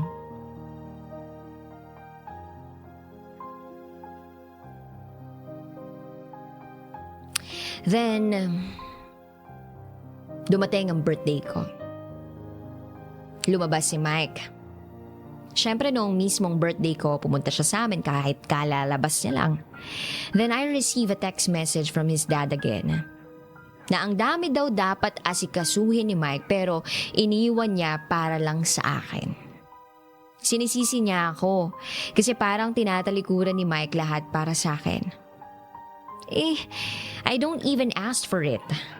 And that day, my birthday, umiyak na naman ako.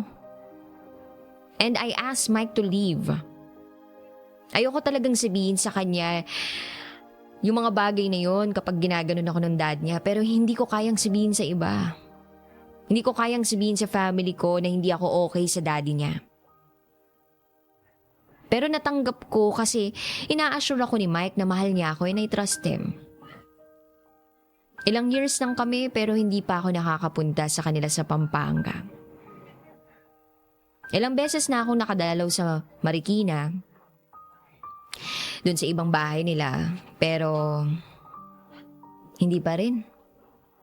May iba pa rin akong pakiramdam na uncomfortable. I love Mike so much. Siya na din yung kinikilalang daddy ng baby ko. And until now, kami pa rin. Getting stronger ang long distance relationship namin. Sa malayo siya na-assign. Pero kapag nakauwi siya, he makes sure na nagkakaroon siya ng time for us. I can honestly say na he's really a nice guy. And I believe siya na talaga. Walang perfect relationship. Pero I believe that everything will be perfect as long as you truly love each other. Hindi ko alam kung paano lang ako tatanggapin ng daddy niya. Lalo na yung baby ko. Pero as of now, ang mahalaga, okay kami ni Mike. Ang sabi niya lang sa akin, ay hindi naman daw ang daddy niya ang makakasama ko habang buhay. Pero syempre, we're hoping na maging maayos ang lahat before we settle down. Sana, maraming na-inspire sa kwento ko na maipaglaban yung pagmamahal nila sa isang tao kahit na hindi nag-a-agree yung mga magulang ninyo. Again, this is Abby, and this is my secret file.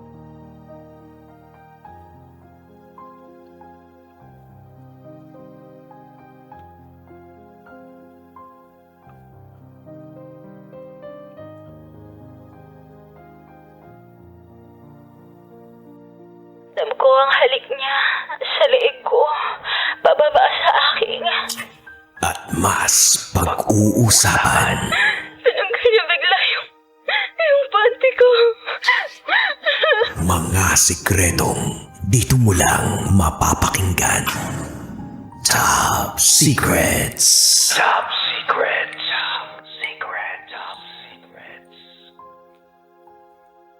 Hi Kabisyo, it's me once again, your Basa Princess DJ Rakitera, ang tagapagprotekta, tagapagsiwalat ng inyong pinakatatagong sikreto. At ngayong gabing ito, meron na nga po tayong caller on the line na magsishare ng kanyang top secret. Hello, magandang gabi.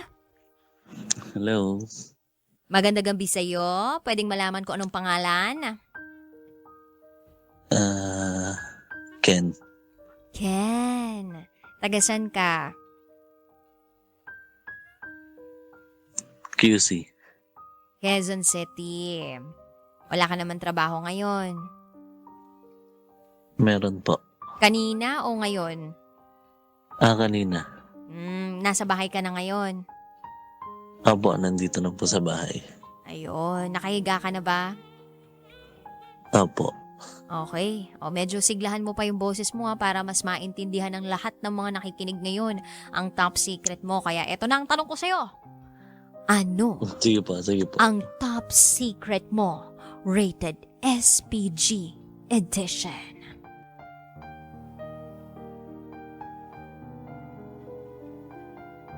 Okay po.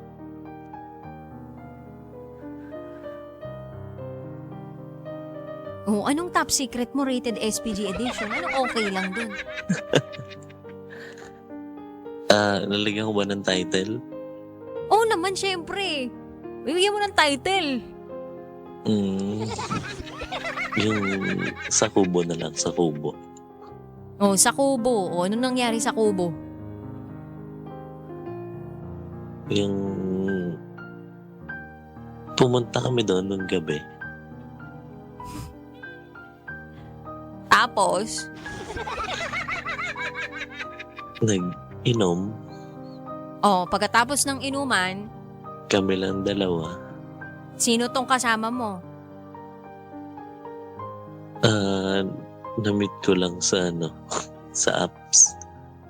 Wow, sa apps. Anong kulay? Yung blue, yung yellow, yung pink, yung orange. Orange. Orange, wow. Anong itsura? Maputi. Sinong kamukhang artista? Marian Rivera? Rivera. Ikaw, sinong kamukha mong artista? Sabi nila, Bong Revilla daw eh. Iba ka. Politiko ka palang datingan mo eh. Tapos dun sa Kubo, nagkantahan, kayo lang dalawa ni Marian. Ano nang nangyari sumunod? Yun, hindi natapos yung inuman, may nangyari na. Paano nagsimula yung nangyari? Hinawakan ko siya. Buti umamin ka. Kala ko, yung babae pa yung unang humawak sa'yo eh. Saan mo hinawakan? Sa pisngi? Sa balikat? Sa bewang? Sa bewang. Nilapit mo palapit sa'yo? Oo, nilapit ko sa akin. Nakaupo kayo, nakatayo? Nakaupo. Nakaupo. Pagkatapos, ano nang ginawa mo? Una, pinasok ko muna yung kamay kay Marian. Pinasok mo muna yung kamay. Opo. Saan mo pinasok? Sa butas? sa butas? Sa taas? O butas sa ilalim? Sa baba. Sa baba? Sa gitna. Doon na agad? Opo. Doon na agad? Akala ko, bibig mo. Tapos? Nilaro nung kamay, gumalaw. Di gumalaw, nanginig. Opo. Pagkatapos nung nanginig, tapos gumalaw, ano nangyari? Nag-kiss kami. Ay, tsaka ka palang nag-kiss, ha? Oo. Wala kang binubulong-bulong na ang ganda-ganda mo nang walang ganon? Wala po eh. Wala talaga. Ang Kumbaga, ganda talaga eh. inaksyonan mo lang talaga. Opo. Mas mabilis ka pa sa politiko, ha? Wala kang salita. Puro ka, puro ka gawa, ha? O, pagkatapos nun, paano na nangyari? Wait lang, yung kubo ba na yun, hindi naman public space yun? Hindi po. Private po yun sa amin. Yung kubo na yun, sa inyo yun o narentahan nyo lang? Sa amin po. Talaga sa inyo? So meaning, yung lugar ninyo may kubuhan? Opo, farm po siya. Farm siya. Yayamanin, may pa-farm. O tapos, narinig nyo may kambing sa gilid. O wala naman? Aso. Aso! Tapos kayo, anong sound yung ginawa ninyo? Di ba yung... Umalinging parang... Di ba yung aso parang... Wurf, wurf! O kayo, anong sound nyo? Umungon. Paano yun? Sarap mo. Ganun talaga. Yung babae. Sabi niya, sige pa daw. Sumigi pa. Okay, so pagkatapos nun, yung kinamay mo, nag-enter the dragon na. Tinanggal ko na yung mga nakalagay. Tinanggal mo muna. Akala ko naman dumiretso ka agad eh. Kasi pwede Tinanggal ko muna yung mga tela. Tinanggal mo muna yung tela para walang nakasagabal. Yes po. Kumusta naman yung nakita mo? Kulay mapink eh. Napakagandang tanawin. Magandang tanawin. Rosas pala yung datingan. Parang Tagaytay. Parang Tagaytay. Tapos may mga may bulaklak. Opo. Dalawang kumbaga mountains, ganon. Taal. Taal. Wow. Pagkatapos, nilaro ko yung taal. Sumabog ba yung taal? Nabuhay ulit. Buhay na buhay. Hala, naging active na si Taal? Yes. Pero masukal ba ang kagubatan doon? Napakalinis. Ay, nakapaghanda. Nakapaghanda. Talagang malinis. As in. Malinis. Pagkatapos ba nung tagpong yun na naging active na ang Taal Volcano, nasundan pa yun? Opo. Nasundan parang nasundan. Nasundan parang nasundot? Ganon? 2 times pa. So, meaning parang nag-date na kayo talaga? Yes. Ano nang nangyari sa inyo ngayon? Ngayon wala na. Hiwalay na kayo? Opo. Pero naging kayo? Hindi. Hindi. Ginose mo o ginose ka? Nagkawalaan na lang. Bigla. Nagkawalaan na lang. Pero yun yung pangyayari. Ang dami mo namang hinga. Yung totoo, hinga mo yan o electric pan nyo yan? Hinga yun. Hinga. Hinga mo. Ikaw pag naaalala mo talaga, parang ka maghinga.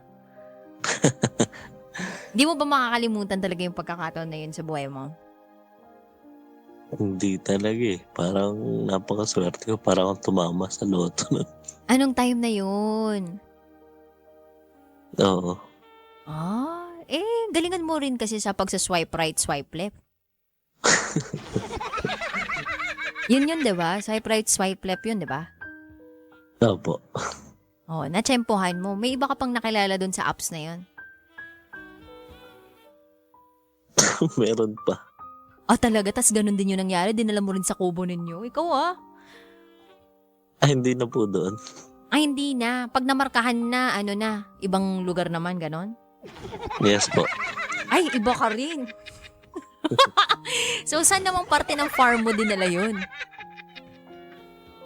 Dito na sa sa pulang pintura. Pulang pintura. Yung may garahe. Meron. O yung walk-in. May garahe. May garahe. Nakasasakyan eh. May sasakyan naman. Yes po. Meron. May budget ka kung ganun. Sakto lang. O kumusta naman? So good. So good. Pero kung igigrado mo yun, sinong top tier pa rin? Yung nasa Kubo, yung dun sa pulang establishmento? Sa Kubo, ma'am. Sa Kubo. Sa Kubo pa rin talaga? Mag-friends ba kayo sa FB ngayon? Hindi ko na alam eh. Hindi mo. Parang hindi mo alam. Ayaw mo nang alalahanin? Ayoko na alalahanin. Nasasaktan ka? Hindi. Ayoko na maulit yung Ba't ayaw mo na maulit? nangyari. Ba't ayaw mo na maulit? Kasi, bakit? Gawa ba yun? Nabiktima ka ba? Ha? Opo. Nabiktima ka!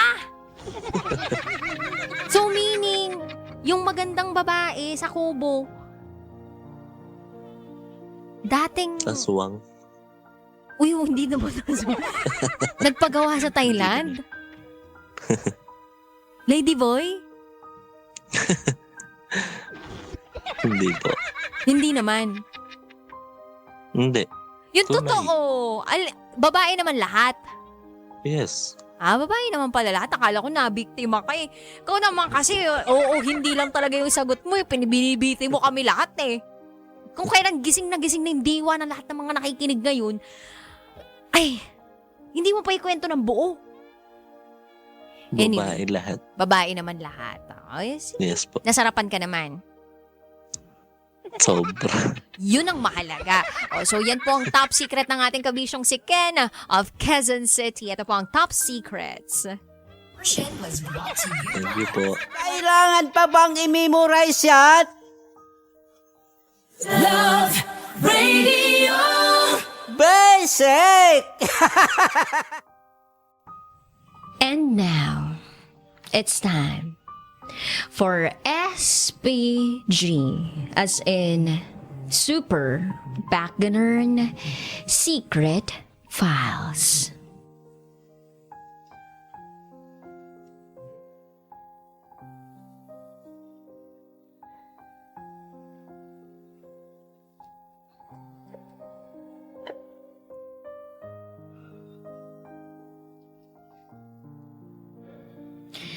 Basta may alak, may balak na tsuktsak.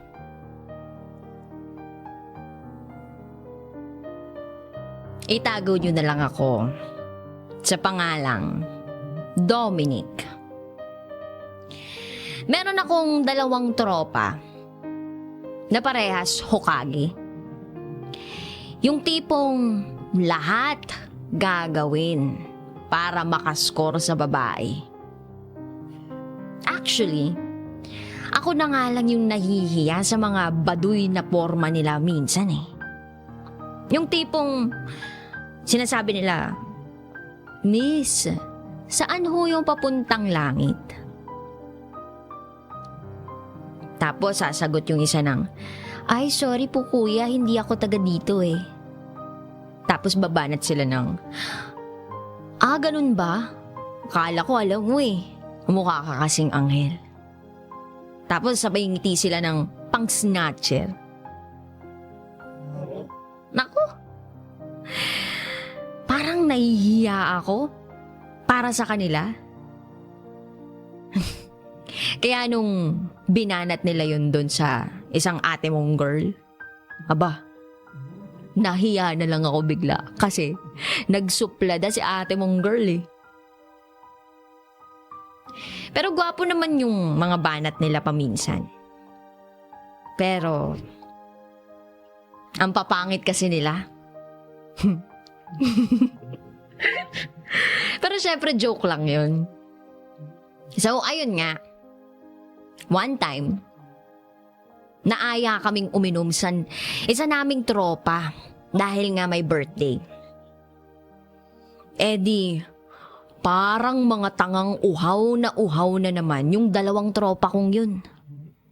Lalo na, nung marinig nila na maraming mga chika babes.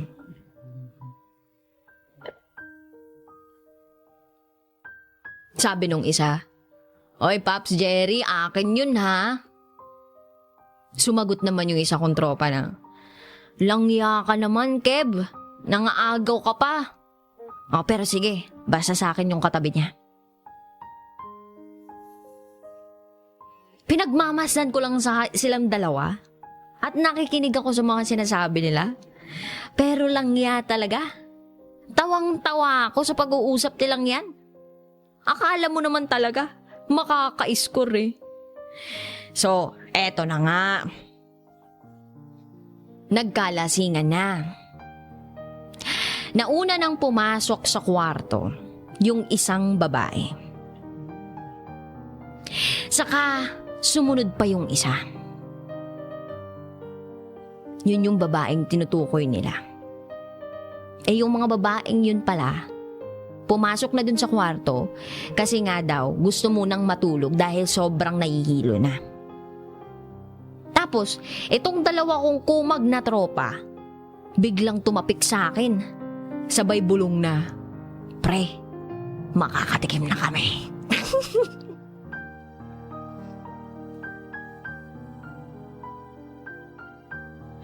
At sinabi pa nung isa, "Pre, dito ka lang ha.